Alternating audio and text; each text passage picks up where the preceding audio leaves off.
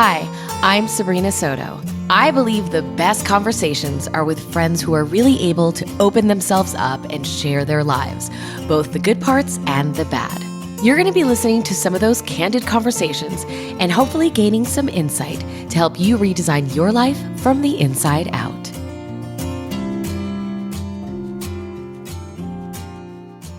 Hello. Oh, yeah, sure. Just put on lipstick. Hi, Terri. Hi. Welcome, Terri Cole, to Redesigning Life again. Since you were on my podcast, you and I have become friends. Mm-hmm. And I read Boundary Boss, but too much. I had to go run upstairs and get it because it's in my bed. I have like little ear, like I've dog-eared it. But I feel like you should have named this book Dear Sabrina. I honestly, Terri, I think this book is amazing and I think a lot of people need it. So before we get started on the book, because I have so many questions for you, thank you for joining us. Sure. Boundary Boss was a book that I think changed my life and changed my sister's life a lot. And I feel like I've done so much healing in the last couple of years that I'm like, I'm not a high-functioning codependent, but I'm going to read her book anyway. And it was like, yeah, girl, nice try. Because every story, I feel like it's me. And I want to first talk about why I thought I wasn't codependent, because what's the difference between just being a nice person and being codependent and giving yourself away to every single person in your life? Well, here's the thing. Being a nice person, because I do get this pushback with people when we talk about HFC, high functioning codependency. They're like, hey, Terri, maybe I'm just nice. Here's the thing. If you can't not do it, whatever the it is not you being nice. If you can't not do it. Okay. Right? It is a compulsive action.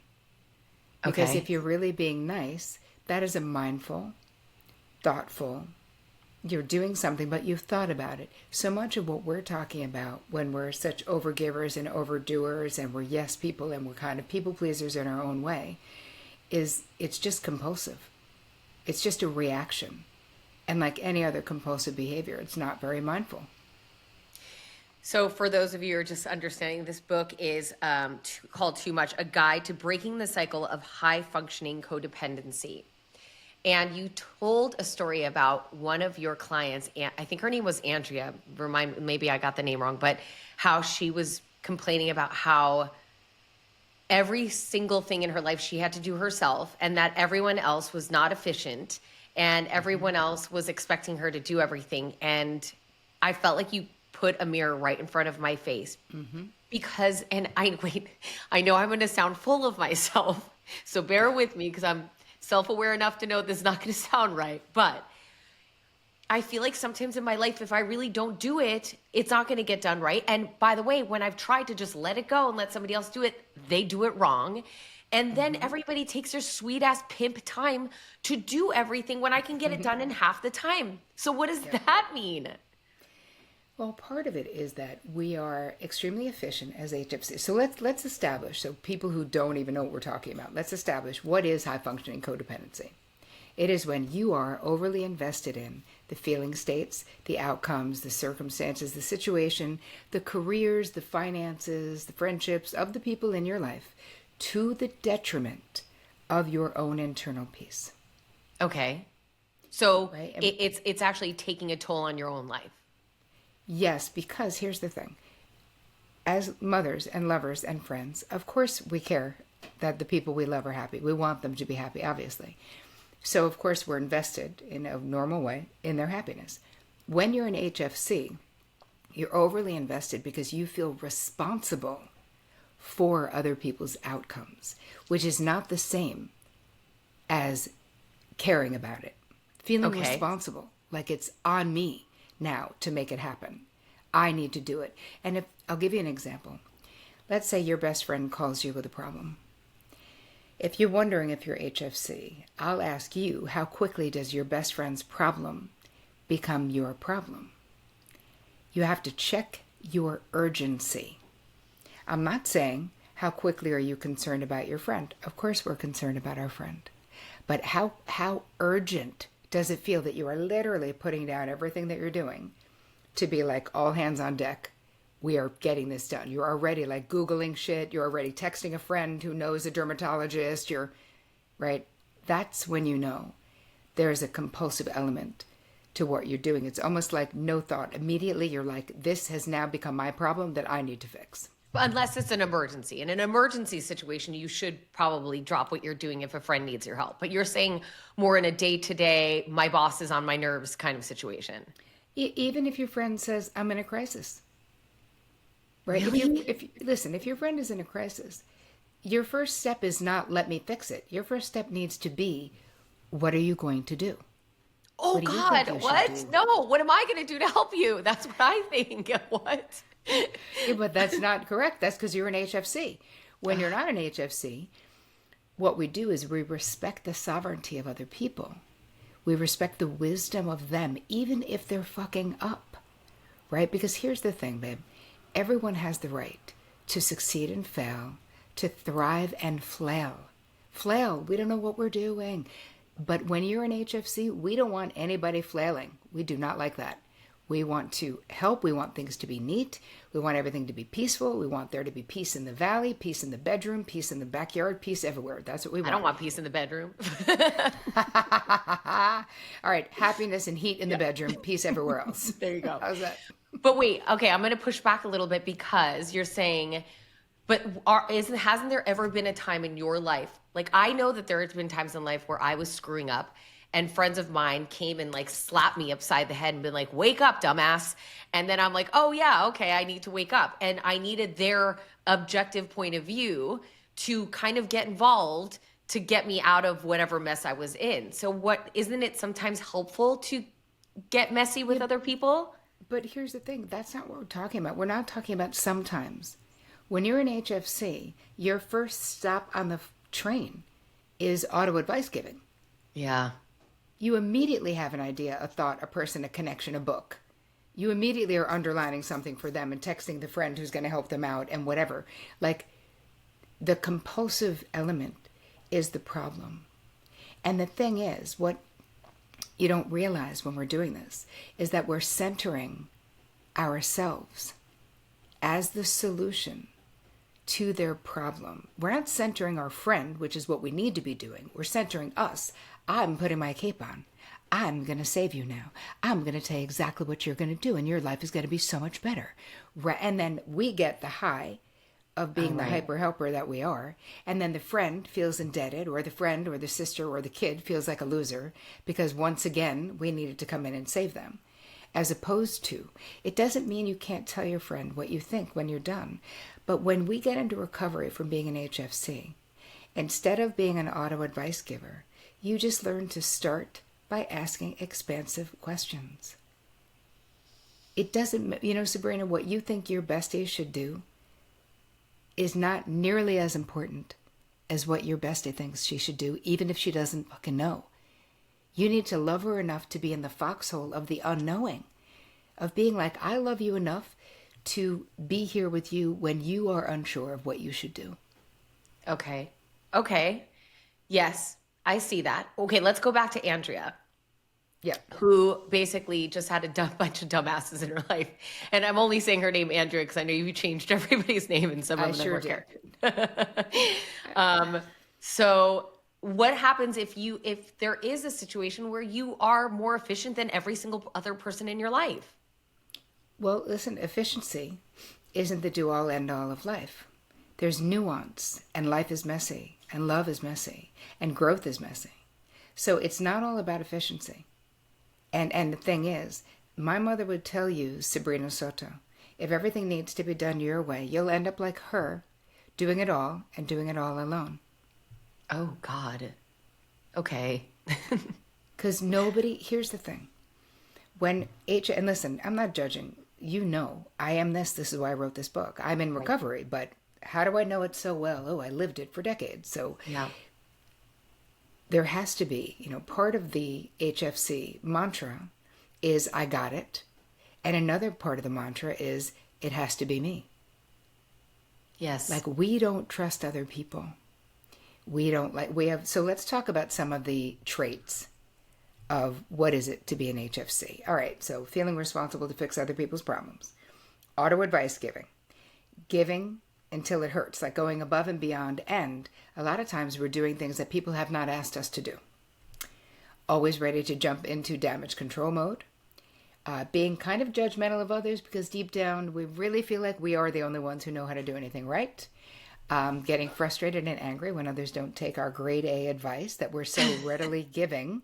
What is wrong with you, Betty? Because it's good advice. It is good advice. But the thing is, we don't know what other people's paths are. Yep. Right? What other traits? Being hyper independent.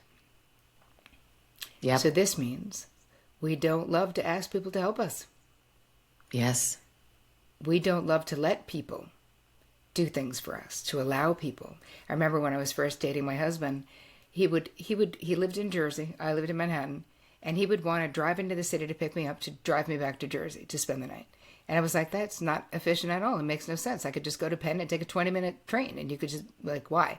Yeah, and my mother sense. was like, Terri, why are you blocking him? He would always say, I'm going to just hop in the car and I'll come scoop you up, he used to say. My mother's like, let him scoop you up. Like, he wants to. Right. Make your life easier, Terri. Why don't you allow? And she said, the joy that you get from helping everyone when you are a bad receiver. She's like, I want you to picture it as that Vic is trying to hand you a fucking blue box from Tiffany's.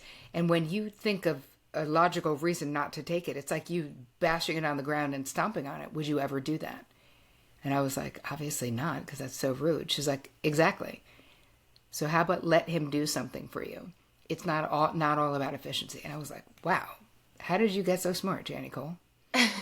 So is it safe to say, like, in our heads, we're thinking that we're being the hero, the saver of our friends, but in essence, it's really just our ego wanting to feel important?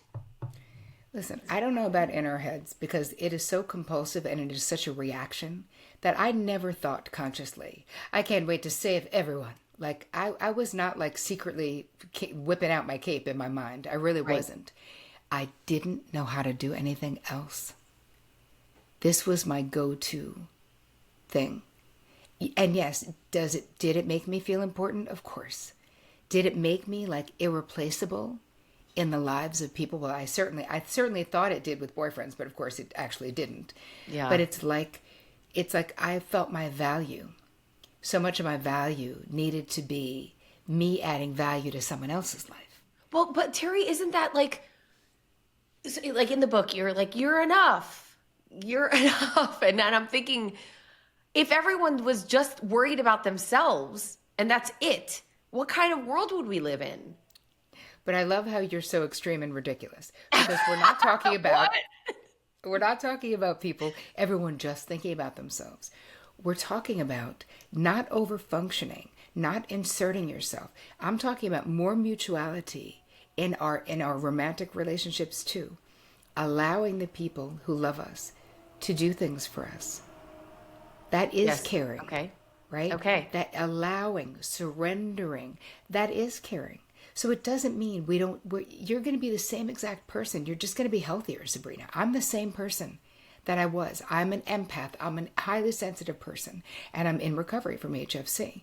But I still have the same high antenna that I always had. I'm still dialed into everyone out there. This is just the way that we are. The irony with high functioning codependency is that the more capable you are, the less codependency looks like codependency, but it's still codependency. Right. All of this controlling behavior that we're talking about, because at its core, any kind of codependency is an overt or covert desire or attempt to control other people's outcomes. Yep. I see that. Absolutely. Right? Yes, right. And it's so much more loving when your partner comes to you and says, I don't know what I'm going to do about work. It is so much more loving to say, okay, tell me the situation and then tell me what you think you should do. Oh, you know what I say? All right, well, have you ever thought about calling so-and-so? Why don't you send an email right now? Actually, give me your laptop. I'll write it up. Exactly. Yeah. Do So you what in see? Terry Cole's life happened that you decided enough was enough? Oh, I actually had this situation happen with my sister. One of my sisters was in an abusive relationship. She was actively alcoholic. The guy was doing crack. They lived in a house a shack in the woods with no running water and no electricity. And he was abusive. So if Sounds that's like not an hell. HFC nightmare where Nightmare. it's a 5 alarm fire every day of your life, being like, what am I going to do to get her out of there? So she would call me, she would tell me all the terrible things he was doing. I would hang up and start bawling my eyes out, call my therapist. Like, it was a whole thing. My winning formula was just like, never give up. I'm just going to keep trying to get her out of there till I get her out of there, right? Isn't that loyalty? Isn't that love? Isn't that what you do if you're someone's sister? I mean, what other choice did I have, is what I thought. My therapist said, because I went into her and I was bawling my eyes out and I was like, Bev, I've done everything. I don't know what I'm going to do. What am I going to do? And she said, Terri, let me ask you something. What makes you think you know what your sister needs to learn in this life and how she needs to learn it? Yep. And I was like, well, I think we can agree it doesn't need to be with a crackhead in the woods without running water. And she was like, truthfully, I can't agree because I don't know what your sister needs to learn and how she needs to learn it. But do you know what's happening for you? And I was like, obviously not. So help. What is happening? And she said, Terri, you've worked for years in therapy to create a really healthy, harmonious life. Because I had just gotten married. I had I'm a bonus mom to 3 stepkids. I just quit my job. I just started my therapy practice, stopped being an agent. Like, my life was very full and very busy. And she said, and your sister's dumpster fire of a life is really fucking with your peace. I mean, she probably didn't say it exactly like that, but it's internally, it's creating pain for you. And the truth is, you really want your discomfort and pain to stop. Yep. And I was like, you are not lying, Bev. You are not lying. That is true. I do. Now, that changes the lens a little bit because I kind of thought of myself, not like Mother Teresa, but maybe a little bit. I was like, I'm just a loving, caring empath like that. And then when I had to look at it like, I'm really I see her as a problem and I'm really trying to problem solve so I can get back to my regularly scheduled programming of my life. This is disruptive to me and I do not appreciate it. So I said, well, I don't know what do I do instead? And she said, boundaries. And I was like, what's that? Because I was 25 or whatever I was. And I was like, I don't even know what a boundary is. And she said, you don't have to talk to your sister about this guy. And you can tell her that you'll be there if she wants to get out. So I did exactly that, which was very hard to do. I was bawling my eyes out. I felt so guilty. She totally understood. My sister got it. And I said, but I'm here. So we talked a couple of times, but it was about 9 months. So instead of talking like once a week, we were talking I only spoke to her probably 3 times or twice in that whole time. And I was worried, of course. And yet I was busy and had my own life. She called me and said, are you still my person? And I was like, getting in my car, picked her up. She went back to school. She got sober. My husband and I helped her in a way that was appropriate. We could help her. We had this little teeny lake house in upstate New York that was like, they call them camps. We had to winterize it. It was not even winterized. But she got to live there for free for 2 years. We paid all the bills so that she could get on her feet, go back to school, stay sober, and she did. So here's the thing. In the end, if I had gotten her out of there my way, by hook or by crook, forcing her, guilting her, whatever I had to do, I would be the hero of her story, me, her youngest sister. But instead, because I respected her autonomy, Right. she gets to be the hero of her own story. And she got all the self-esteem that went with saving herself. And I had to tolerate the way that felt for me for the months that she wasn't doing it because it wasn't my side of the street. Because it's her life. And because even if she's doing it badly, it's her right, as I said before, to flail. But Yeah. we don't like anybody flailing. And yet, it's not our right to stomp on someone's boundaries it's people have a right to their autonomy, to be self-determined. and self-directed, even if it's not what you think they should be doing. Right. Okay, so then there are times that you need to show up for family or friends when they need you to show up for them that maybe you don't want to. And I'll just give you a personal example. Like there have been times that I have not wanted to attend a something or go to a dinner party or whatever, but it was important to my friend for me to say yes when I really want to say no and I want to watch Golden Girls in my pajamas. That doesn't mean necessarily I'm a high functioning codependent. That means that I'm just showing up for my friendship. Is that right? Here's the thing. I'm going to give you 2 questions that you can ask yourself before you do anything. Okay, yeah, tell me. I love this. Number 1, can I do this without becoming resentful? Can I say yes to my friend's dinner party without becoming resentful? If the answer is yes, then you're being a good friend. You kiss the Golden Girls goodbye and off you go to the dinner party. Okay. Number 2, do I even fucking want to do this? Like, you will have people, as HFCs, we are very influenced by what other people want. Yes. We are high-functioning people pleasers. So what happens is, someone else wants us to do something. A lot of times, we don't even think about whether I want to do it at all, right? Yeah. We're just like, I feel pressure because they want me to do it. So this is where I have a whole chapter on emotional self-regulation so that we can slow everything down, so that we can get our nervous system in a place, so we can buy time. We don't have to give anyone an immediate answer. We ask ourselves, do I want to do this? And if the answer is a resounding no, you allow yourself to say no. Sometimes it might be a resounding no, but because it's something Vic really wants to do, my husband of 27 years, or my sister, I may say yes. But I do it consciously, mindfully. I don't do it as a knee-jerk reaction. I don't do it as a compulsive behavior, which is why you can only get into recovery from this behavior. There's no curing it. It's just like drinking. I stopped drinking when I was 21. Do I want a glass of wine once in a while? Sure. Do I have it? No. That's the difference. That's being in recovery. So it doesn't change. Will you still want to give auto advice to the people in your life? Probably. Yeah. The difference is, we just most of the time slow down and listen. This is good, better, best, right? If you slip back and you gave someone auto advice, so what, right? It's not the end of the world. It's the way you were doing it all the time, and now you're just doing it less because it deepens the intimacy in your relationships. Yeah. It's what holding space actually means. I don't know what anyone in this space thinks it is, but what holding space for someone means that I'll be with you and not fix you. I'll ask you a question and shut up so you can tell me what you think you should do.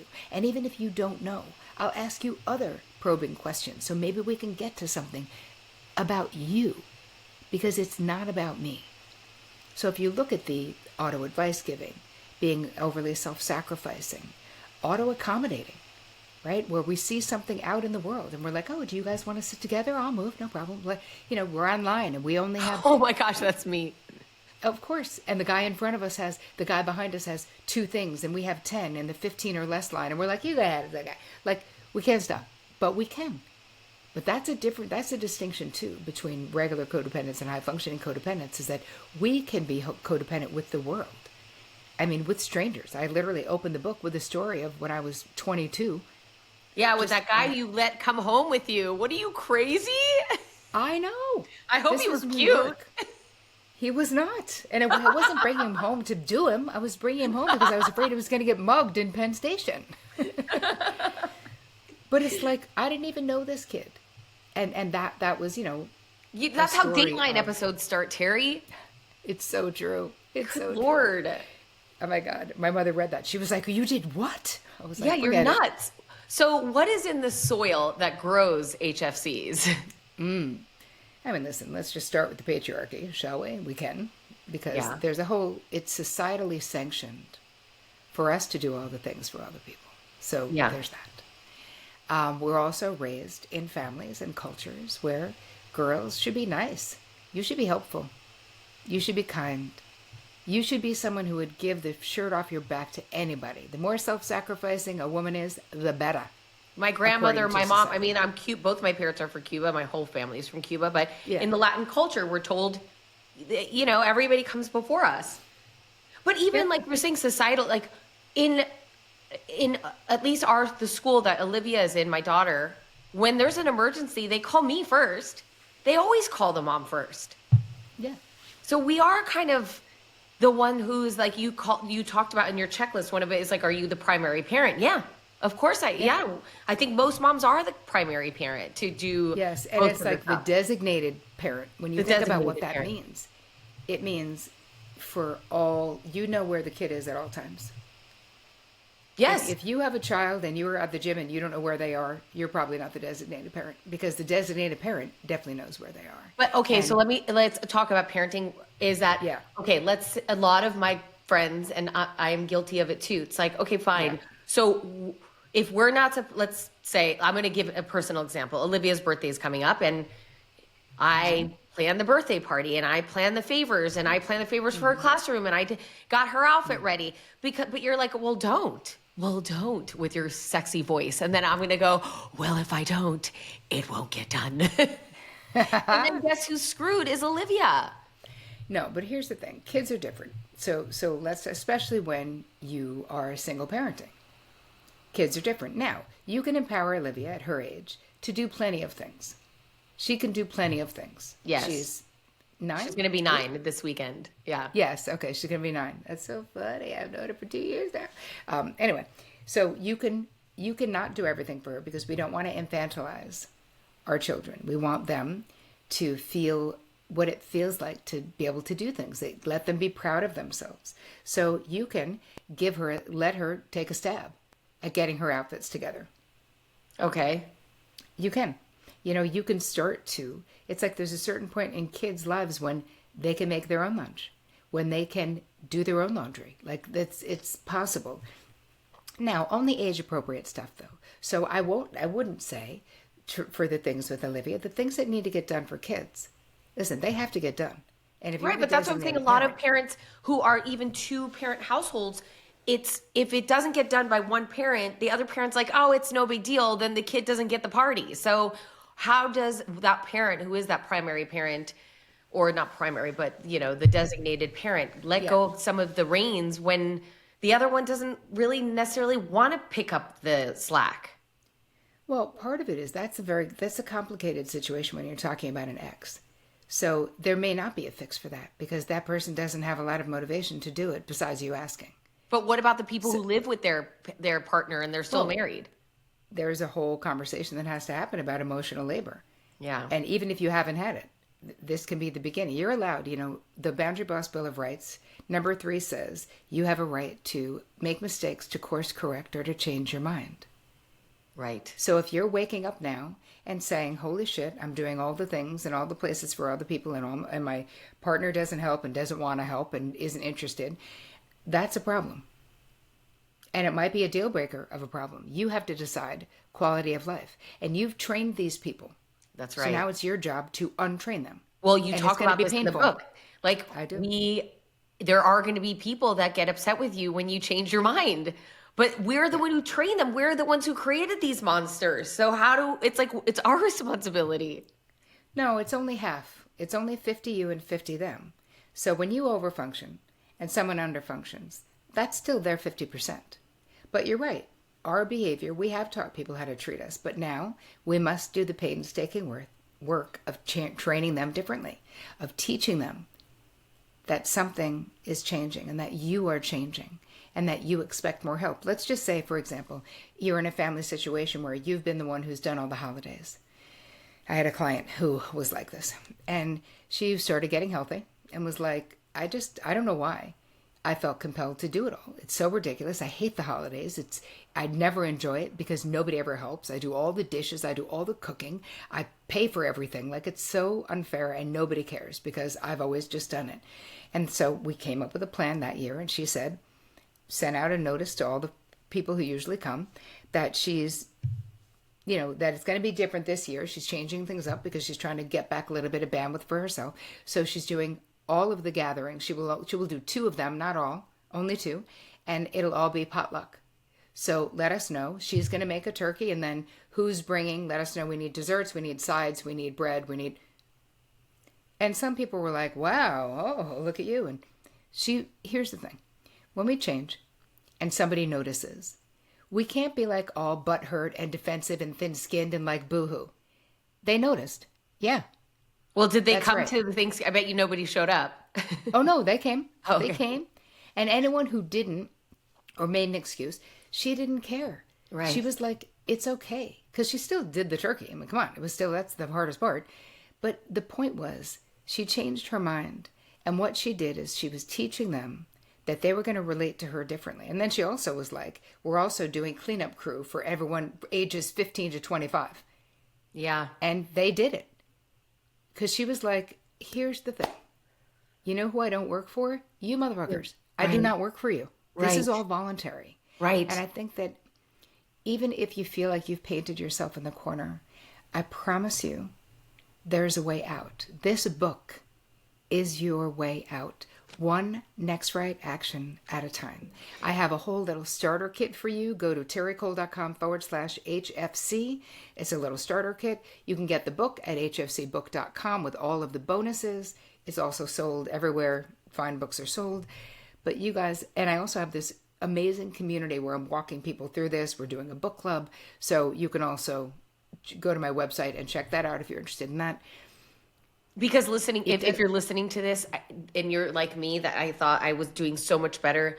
Once I started reading the book and listening to you, because you sent me the audiobook this morning, it's eye-opening. It's really eye-opening to see how many things that I am doing that I didn't think were that bad that are. And it is exhausting. And I think that that's why we are all sort of burnt out and exhausted in our lives, is because we're just overdoing.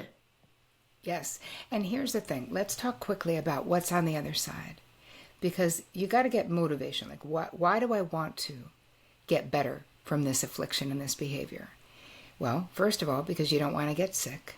Yeah. Because this absolutely leads to burnout, TMJ, autoimmune disorders, insomnia. Like, I've seen so much in 27 years as a therapist where the burnout is real, and the bitterness. If you do this for too long, you end up such a martyr. You're so pissed at everyone because you just feel so taken advantage of. And the thing is, you can turn this ship around. There is so much expansion, relaxation, peace, like emotional peace, like right now, just take a deep breath. Relax your shoulders and imagine just feeling this way because you allow people to help you, because you let the chips fall where they may, because you learn what is and isn't your responsibility, right? Because what we do to do the things we've done when we're high functioning codependents, it requires us to self-abandon to an extreme degree. Even if we look like we have it all together, do you see why this is so insidious? Is that HFCs, we're successful. We look good. Yes. Like we keep it together. We work out. We make sure we get our roots done. We are going to Soul Cycle. We are drinking green juice. We are, you know what I mean? We're doing all the things. I mean, do I know you or do I know you? And that's not just Terri, you. get out of my everybody. Head. Seriously. But there's so much more happiness when you don't feel overly responsible for things that you will never. The end of the end with the sister story is that Bev said to me, my therapist, Terri, listen, I'm not telling you you shouldn't save your sister. I'm saying you can't. That is actually an impossibility. Even if you force your way in and rip her out of there, she's not getting what she needs. She didn't reach the point she needed to want to make these changes for herself. It's just a Band-Aid. You're actually prolonging. The more money you throw at her, the more things you do to try to fix it, you're literally prolonging her pain in purgatory and hell. Yeah. Because you need that terrible feeling, that rock bottom desperation to move. Now, if this was about heroin or something different, all bets would be off. I would have done an intervention. I mean, I'm not saying that there aren't moments, as you said, where we do still step in. The point, though, your entire life will change if you just stop auto-advice giving auto-accommodating, right? If you stop over-functioning, those things will absolutely change your life and your relationship for the better.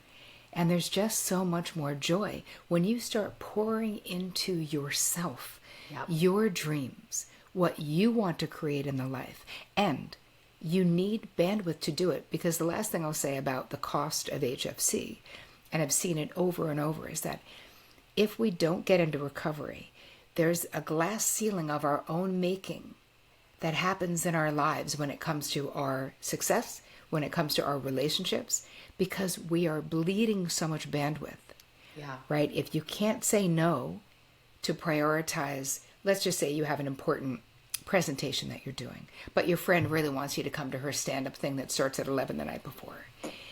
You have to say no to your friend, even if she's sad, because you being at your best for that presentation is your dream, right? That's the building block of your dream, not Right. your friend's dream. Right. You can send your friend flowers. Right. You can be like, I'm so proud, have somebody film it. We can stay lovingly connected to people without controlling them, without managing them, without feeling like they can't handle their feelings. Let me disappoint you, because you're going to disappoint people if you're going to live your real life, and you have to be okay with that, because if not, it's you endlessly disappointing yourself. And then you Amen, get to the sister. end of life, right? Okay, you just to touch on something you said earlier, I thought about it, is that I've been scared of becoming the new version of Sabrina that doesn't say yes to everything, and I will disappoint people. And then I'm like, but I've been friends with that person for X many years, and now they're going to see me changing, and they're not going to want to be a friend anymore. Blah, blah, blah. Let me just be that old version of me for them, but I'll be the new version of me for. And it's like this. But then I realized, like, you know what? If that old person doesn't like the new version of me, that doesn't make them a bad person. That just means that their chapter in my story is over. Correct. And not all friendships are forever. Sometimes friends are to teach us these lessons we need so desperately for us to fulfill our dharma. So my feeling is, don't look at the end of a friendship or a relationship as a failure. It just means your time with that person is done. And it's okay. Like I wrote a whole thing about, friendships that, how a lot of times we'll stay in relationships and by historical handcuffs. Yes, yes, Right? yes. Because we have history and we feel like HFCs are very loyal, but we can be loyal to a fault. Yes. We're loyal to people who haven't earned it or don't deserve it. Like, it's okay to outgrow a friendship. It literally is. If you have nothing in common, if you don't want to be with them anymore, if it's an obligation, if you look at your phone when it's them and you're like, oh shit, like the last thing I want to do is talk to this person, that's telling you something. Listen to that. Yes. Save the VIP section of your life for the people who fuel you, who nourish you, who nurture you, who you can allow to do for you as well as you doing for them. Not just any old person who wants to mosey in and take a seat. That's A lot of people absolutely got to true. be in the mezzanine. A lot of people got to be in the mezzanine. A lot of people shouldn't even be in the venue. I would slow clap right now if it wasn't annoying for people listening to the podcast. But I think it's so true. As a matter of fact, I have a friend of mine that since I was 19 years old that I'm no longer friends with. And I saw something about them a few weeks ago, and I wish them well, but I'm so glad they're not in my life anymore. Yes. Because it's also allowed for room for other people. So you're right. We are loyal to a fault. And then on top of that, I'm a Capricorn, and it's like, I am loyal to no end. And it's, Yep. it's sometimes the person doesn't deserve that. Some people don't deserve to be in the venue. They don't. And it's to your detriment. And the thing is, the same way that you protect Olivia, you have to protect you, babe. I know. You I do, know. because if not, she's not going to do what you say. She's going to do what you do. Yeah. That's right. Terri, I've said this to you before, but if this whole author therapist thing doesn't work out, you should be do 1-800-SEX numbers, because your voice is so good. Your voice is so good. I love it. You always have plan B. Plan B, I love it. Be a sex phone worker. Yes, please. 1-800-SEX. No, that's not enough digits. Oh, yeah, that's right. Terri, I could talk to you for hours. This is going to continue on a new venture. I'm working on a new show. Terri is going to be on the show, which I'm so excited about, which I will also be announcing soon. So I will see you soon on that. Thank you for your time. Everybody who's listening, get the book Too Much. It is so good. It is actually like mind-blowing for me. I think it's mind-blowing for a lot of women, if not people in this world who are just doing. And we're on this like rat race, this hamster wheel, and it's time to get off. Yes, it is, my friend. Well, I love you. Thank you so much for having me. I appreciate Love it. you.